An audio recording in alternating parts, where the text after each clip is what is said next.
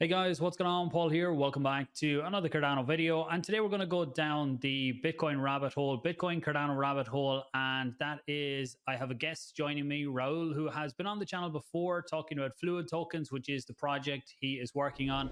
Since we talked last, there has been big developments in where the project is going and interactions with Cardano and Bitcoin. But Raul, thanks very much for taking the time. And do you want to give a quick intro to yourself, and then we'll go on and see where the conversation takes us?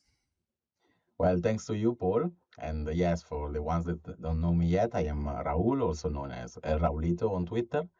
And I am a Cardano developer building on Cardano since more than 2-3 years. And I work for Fluid Tokens, a DeFi platform that is born in Cardano. And mainly my daily job is to innovate on Cardano and more specifically lately in the utxo blockchains. Nice. And I suppose, can you give the overview of what Fluid Tokens is, where it is now, and then we'll see where we go then? Sure. So Fluid Token started 2 years ago as a peer-to-peer lending platform that allowed to collateralize the NFTs. So people could ask for ADA liquidity in exchange as their NFTs as collateral. Since that, Fluid Tokens has evolved a lot. We integrated renting on NFTs in order to allow exchange of utility between users in a safe way. And the last protocol that we released on Cardano is hosted stake that allows to get instant staking delegation loans. Let's say that I want to join an ISPO, but I don't have enough ADA. I can borrow in one click the amount that I wish for the how long I want. And this is very useful, not just for ISPOs, but even for stake pool operators that wants to increase their probability of mining some blocks. And yeah, we released this service, I think, in December, and we got like 6-7 million ADA right now in our protocol, and they are actively being used. People are lending and borrowing, and it's pretty useful because lenders actually can earn a bit more, way more actually, almost 2 times the normal staking rewards, while borrowers instead can leverage the ISPOs without actually owning that ADA.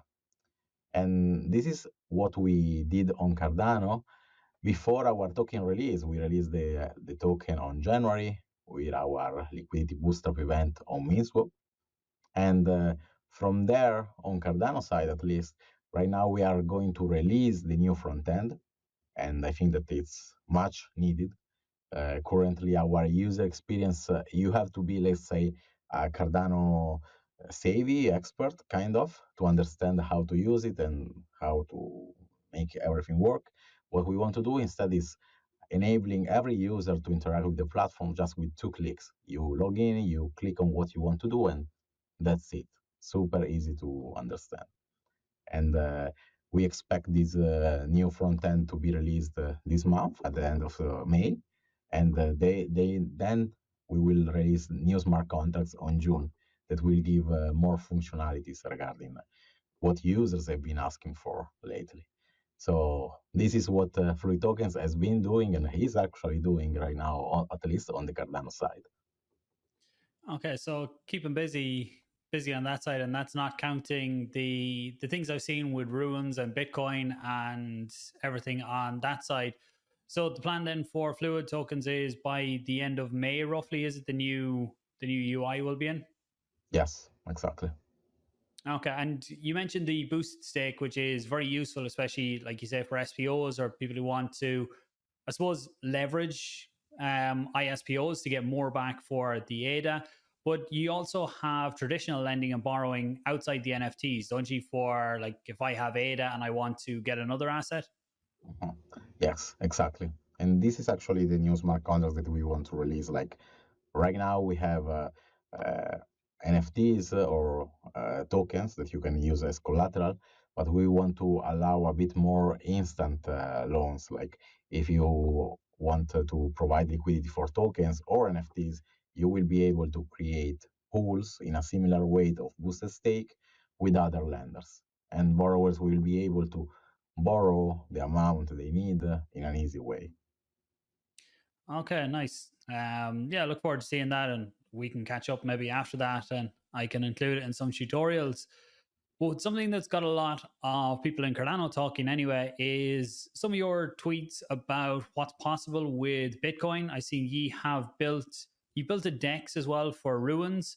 So to start it off, can you tell people who aren't familiar with what ruins are, or most people are familiar with Bitcoin, store of value, whatever way you want to see. It's slow, maybe a bit expensive, but ruins might be something new for people. Yeah. Actually, Runes protocol came out, I think, 1 month before halving, so in March, something like that, like as a specification. Runes is a meta protocol, so a protocol built on top of Bitcoin. Is not native on the ledger, so when you see on the ledger, you will just see some Bitcoin moving around, input, outputs, and so on. You don't see native tokens like you see on Cardano. On Cardano, if you see a transaction, you can see how many ADA, how many host key are moving around transactions. On Bitcoin, you just see Bitcoin. That's it. Satoshi's moving around. However, Runes protocol allow to track, mint, and transfer tokens on top of this. How does it work? It actually works with the metadata. It's very similar to the concept we have on Cardano, for instance, when you mint one NFT and you attach the metadata in SIPs 25 to the image, the description, and so on. The same way you are able to say, okay, I want to mint this token, and this token is going to be called Rune on Bitcoin side. Uh, and then I can transfer it to you using these metadata in every transaction. And this is even if it on Bitcoin on Cardano, sorry, we are used to have something like this for I don't know 2 3 years. I think yes, 3 years it is. On Bitcoin is something new because the protocol that they had before was called BBRC20, and honestly, it's a mess. It's really a mess because it was created by Ethereum developers. So they were used to account model, and that's actually how it works. But Bitcoin is a utxo architecture. So that model on Bitcoin was really, really messy and hard to track. While instead Runes is more utxo friendly, and the way I explain in short when someone asks what is Rune, I say it's like Cardano native tokens, the same way. You can specify which output of the transaction you want to send, how many runes, which rune, and that's it. And there are new, let's say, challenges for Bitcoin people because right now they just have Satoshis, and instead now they have to handle different tokens, different change transaction, and so on, multiple tokens in one transaction. And this is where Cardano experience come really, really useful in this case. And so Runes, in short, is a new token protocol, token standard that is built on top of Bitcoin. Okay, and that's built on the layer one. So when you're sending a transaction, you send it the same way you would send Bitcoin or Satoshis, is it? Yes, exactly. It's actually one UTXO with the amount of Satoshi you wish, because that's not a matter and doesn't matter anymore. And there is a metadata that says how many tokens are in that UTXO. Okay, and I know previous with inscriptions and things like that, there was issues with knowing which Satoshis you were sending. Do you need specific wallets for ruins, or can you use any Bitcoin wallet? To move them safely, I would say yes, probably you need Xverse, Ledger Wallet. I think that these are my favorites, but there is also Unisat and OKX that support runes, and also Magic Eden one. And but in my opinion, in my experience, even if it's short because runes was launched 1 month ago, uh, Xverse and Ledger Wallet provides you the best experience because every time you are doing a transaction, they tell you exactly what's going on, like how many runes you are moving out and so on. Okay. Yeah, I suppose anyone who's getting into it is going to use the correct wallet. But do you see individual projects building on top, like with Cardano native assets, fluid tokens is one project. There's hundreds of others there. Are there multiple projects spinning up on Bitcoin now, or why would people build a project there rather than other layer ones? Yeah, this is a very good question. So, first of all, well, in my opinion, there is a lot of untouched liquidity on Bitcoin. What do I mean? For years, people have been accumulating without being able to leverage, stake, spend, use DeFi on Bitcoin. So there are a lot of users that have accumulated without any possibility to get a yield or get to play around with it. So you have users that don't have dApps or ecosystems, and there is a new ecosystem that is still growing because I think that there are less than 20 active dApps on Bitcoin right now. And so it's very, very early yet. At the same point, why on Bitcoin and not in other layer ones? Well, this is also one of the reasons we are seeing a lot of layer two of Bitcoin popping up because it's okay to play around and so on. It's very good for let's say safety and decentralization, but at the same time, when it comes to speed, you have to really, really get used to things so like 1 hour of waiting, something like this. Mm. Yeah, I remember when I got into crypto first and was using Bitcoin and sending transactions, and you had to wait 10 minutes to get your first confirmation. And it was always a nervy time. And we think we're bad at times in Cardano with 20-second blocks. Imagine having 10-minute blocks and Yeah. having to wait. I think it was 6 confirmations was kind of standard then. So it's not exactly tuned for DeFi right now. And I think it'd Yeah. be very hard to change. We've seen forks of Bitcoin over the years because core developers didn't want to move away from what's there already.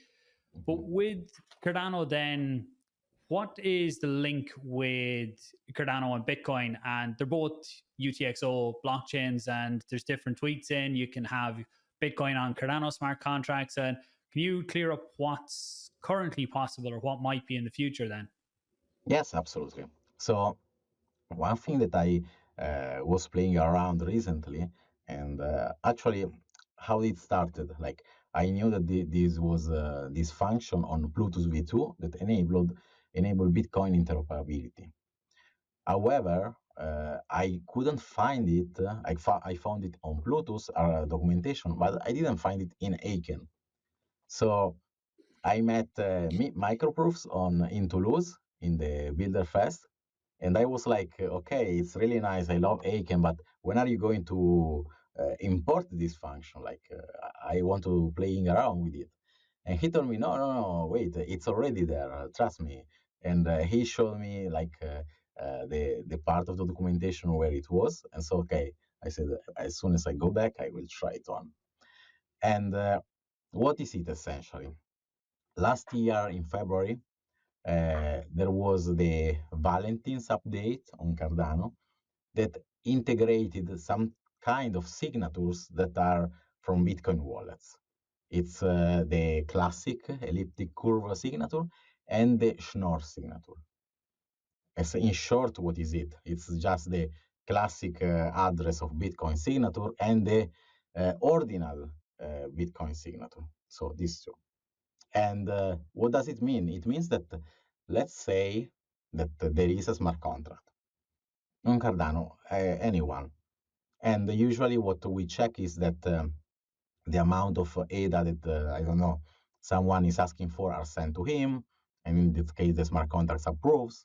Or something else, maybe is the owner signing with his Cardano wallet? Yes. Okay, then the transaction is approved. We now can integrate a new flag. Is the Bitcoin wallet that we want signing this transaction? Yes or not? And in this case, we can interact. What is possible then? It is possible that there is a smart contract on Cardano with some tokens, with some ADA, whatever you want, that allows specific transaction only if a user of Bitcoin is approving them. And this is a sort of smart account, if you think about it, because it means that I can have my ADA balance, my tokens in Cardano, and controlling them with a Bitcoin wallet. So I don't have a NAMI wallet, a Vesper wallet, Begin wallet. I have a Bitcoin wallet that is able to manage my Bitcoin, my ordinals, but also my assets on Cardano. And this is the major impact thing. However, uh, if you want to go even, let's say, even in full mode, in full God mode, you need SIP69. And well, we saw that recently it was announced that it will come in the next fork in Chang update. And why?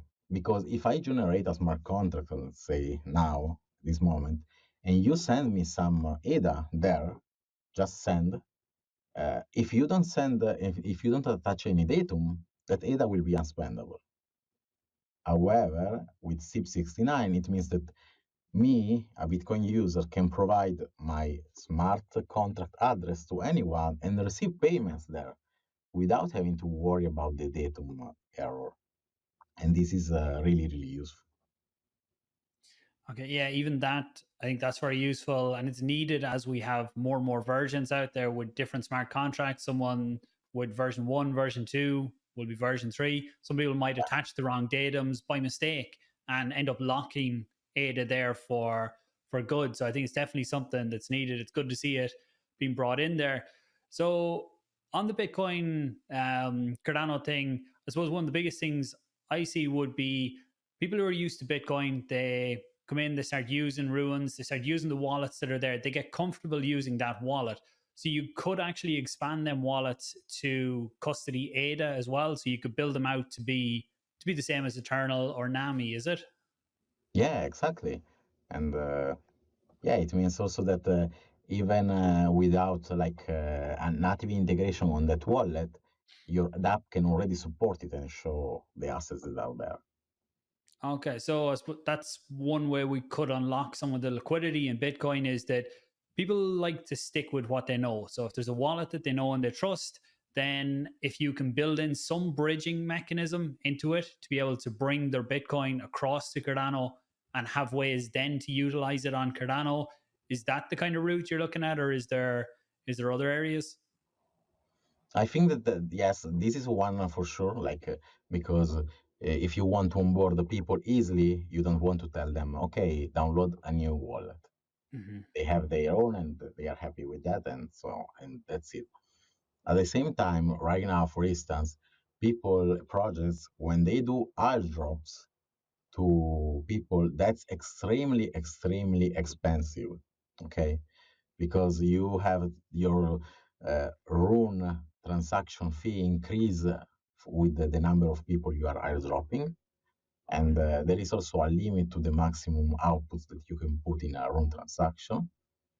However, what you could do in this way is airdrop on Cardano a token representing the rune that you want and so on, and in an easily and more efficient way, and the users then that get the airdrop can move them around, change wallet and so on using their Bitcoin wallet, and then you can easily allow a mechanism to convert in the actual rune if they want, or otherwise they keep it on Cardano.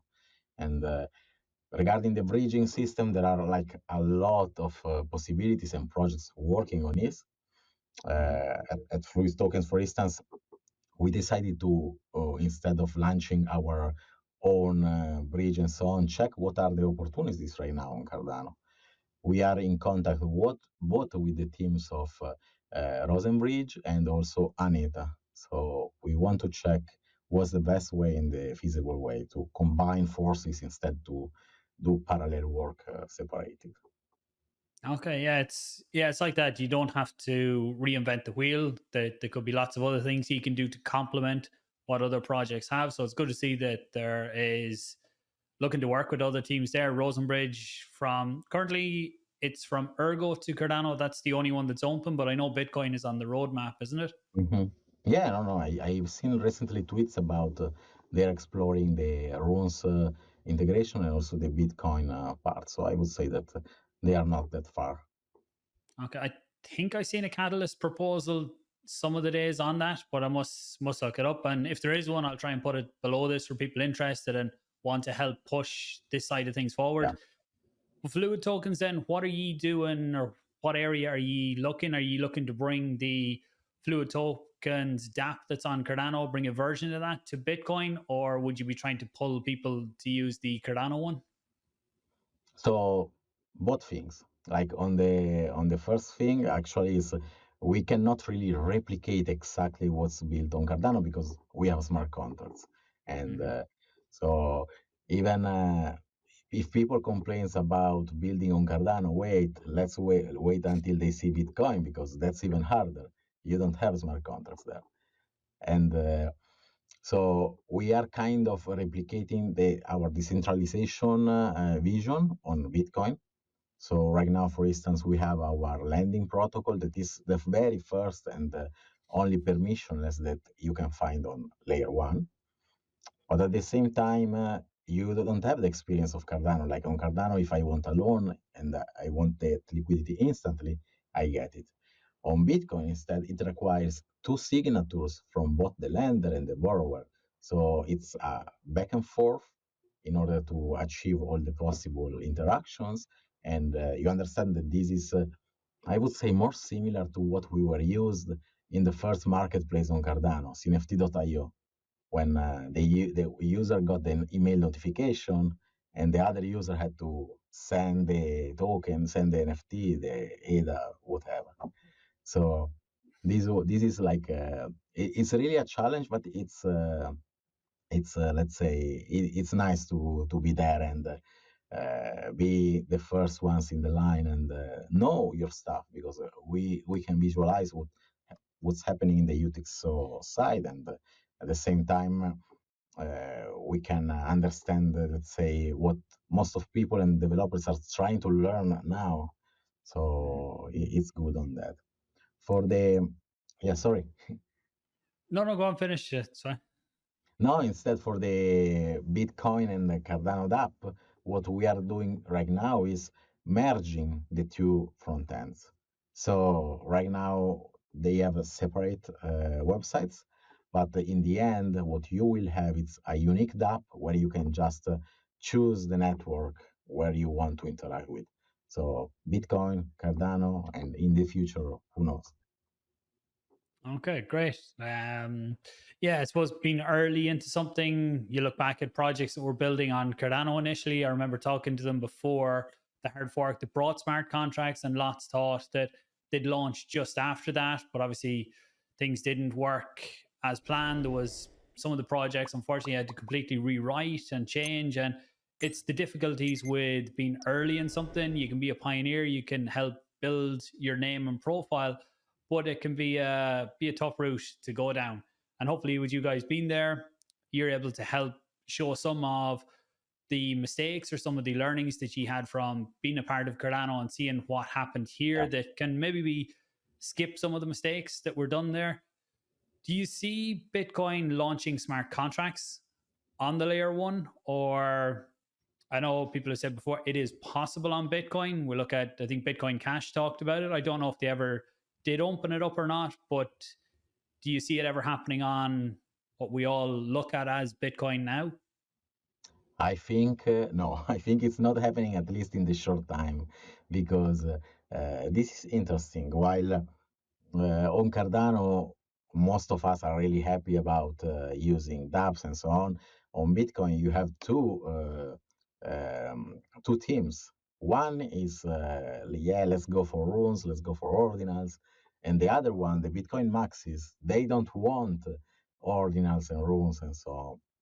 Why? Because for them it's just a spam transaction that is just spamming the ledger because it's going to be stored there forever, and you have one little cat that is in the Bitcoin blockchain and will be there for centuries and who knows how long. But at the same time, in my opinion, is this is the freedom of decentralization because actually runes and ordinals have increased the revenues for miners because Without that, even now that there is the halving, the fees would and the rewards would be even lower. So probably I don't see smart contracts coming on Bitcoin on the short time unless the people change their mind. I know that there is a BIP, so a Bitcoin proposal to allow a new opcode, so a new way of interacting with the transactions that could allow a similar approach of smart contracts. So adding a bit more of constraints in the transaction. And this is something also that we spoke with microproofs. Yes, he explained me way better this. And what did he say? He said that with the OP-cat is the name of this. You can actually have in every transaction, you can see the context. What is the context? You can see the starting time, the end time of the transaction. You can see what tokens are being sent, who is the receiver, and so on. And so you can have a sort of increase the constraint. Let's say I want to be able to spend this only for some user, or I want that this transaction, this specific UTXO is spent, and so on. So this is I think that this is the first step towards smart contracts. So maybe we will see them.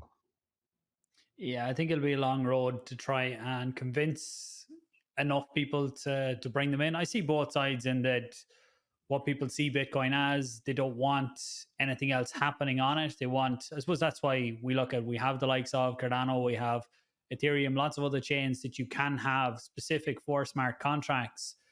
But what do you see next for Ruins or Bitcoin and interactions with other tokens? If you could push it in a certain direction, what would that be? Wow. So right now, I would say that interoperability with other protocols would be really, really nice. For instance, on Cardano, this is kind of possible. How? The good thing is that on Cardano is possible, but the bad thing is that it's possible only in one direction for now. What does it mean? It means that on Cardano we have smart contracts, and this helps us a lot because we could create a way to verify runes that are sent to a particular address, and you could use this to bridge runes to Cardano, for instance. So you could mint one wrapped rune coming from a real rune in a decentralized way. The bad thing is that the other road. So when I burn on Cardano the wrapped rune, there is no smart contract on Bitcoin that says, okay, you can mint, get back the rune. So on that side, you have always a multi-signature address. This is the main limitation right now. Okay, yeah, I suppose brings back memories of when we had cnft.io and you think you bought an NFT for a good price and then the person who's selling it realizes, oh wait, that sold too quick. I'm going to cancel it and I'm going to raise the price to something more. But I suppose that's what you have to deal with early on in it. And with that, then, if someone bridged Ruin over to Cardano, it changed hands a few times on Cardano. How do you get it to the correct wallet on Bitcoin if they do bring it back over to the Bitcoin side? Then would it be, like you said, there's a multi-sig, but would that have to be the bridge that opens up that multi-sig? Yeah, probably yes. Right now, at least, that solution should be centralized. Like, okay, you can decentralize the signatures, giving similar to what Milkomeda did. They gave the keys to some stake pool operators because in this way the stake pool are like they build for the good of Cardano, so they are less prone to make mistakes or evil actions there. And the same way, this kind of bridge could do the same. I think that Rosenbridge is going in that direction. Even Aneta, they reached to us. They are looking for projects on Cardano that could be owners of these keys in order to, let's say, avoid bad actors. And so yes, probably I would burn my rune on Cardano, attach some datum in a transaction, and that datum is used to specify where I want them on the Bitcoin side. Okay, yeah, it's going to be an interesting road ahead. But anything else that we kind of haven't covered on Fluid today or on the Bitcoin side that has been of interest to you? Yeah, maybe we can just speak a little about our decks, like what we are building for runes and what is coming in the next days. So right now, when you want to trade runes, it's really a mess because you can instantly buy. And when I say instantly, let's remember that it takes at least 10 minutes. That's what it means on Bitcoin. But you cannot instantly sell. Why? Because if you go to Magic Eden, for instance, you can pick up the offers for if you want to purchase runes, and you can only bulk purchase. You cannot say I want one of the token, two of the token. No, you have to adapt to what people are selling. You cannot partially buy. You have to bulk buy what they are selling. And this is not really the best experience when it comes to fungible tokens because it's really, really, let's say, a bit old as a approach. And even considering that you have only one side of the market, because if you want to sell, you have to put your offer. You cannot make it instantly. So we decided to do another thing. This is actually coming and inspired by the way a paper that Rod Armor, the creator of Ordinals, wrote. And how does it work? Every user can come to our DEX and create a limit order for a specific rune that is not on chain. It's a commitment. It's like Raul wants to buy this rune for this price, and this is the amount. Paul wants to sell this rune for this amount.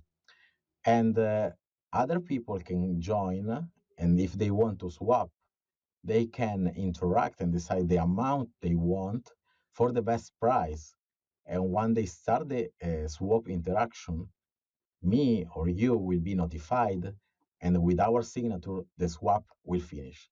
So it's more like a peer-to-peer mechanism, but at the same time, we are competing for being like the best price. And in this way, Free Tokens doesn't have to hold the tokens, so we don't have any, let's say, permission on that side. And at the same time, we allow both sides of the markets. We don't have instant swaps, that's true, but but we allow something that currently is not possible yet. So instant and again instant swap between users.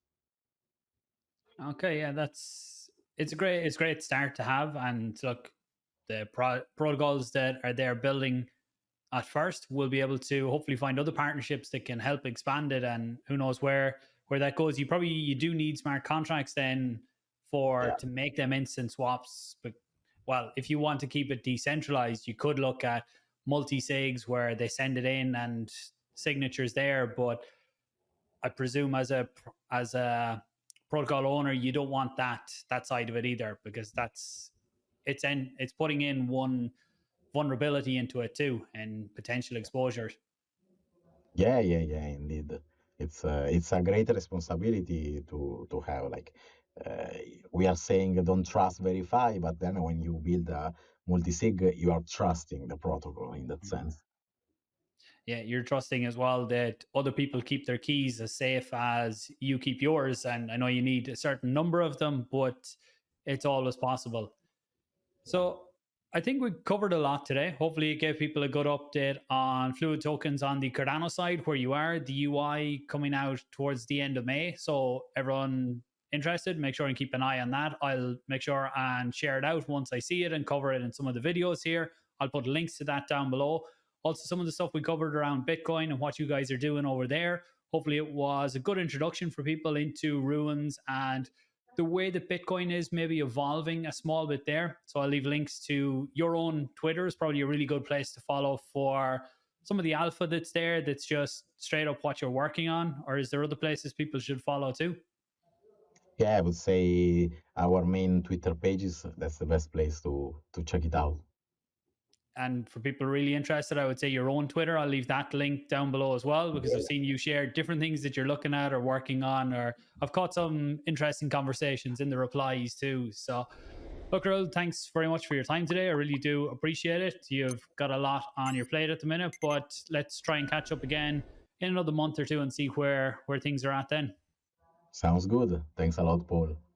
Okay, everyone watching, thanks for watching. Please do share this out. Let people know what's going on with Fluid tokens, the interactions, the potential interactions between Bitcoin and Cardano in the future. And subscribe if you're new. Ask questions or anything down below, and I'll try and accumulate them for a follow-up in another while. Thanks for watching. Talk soon.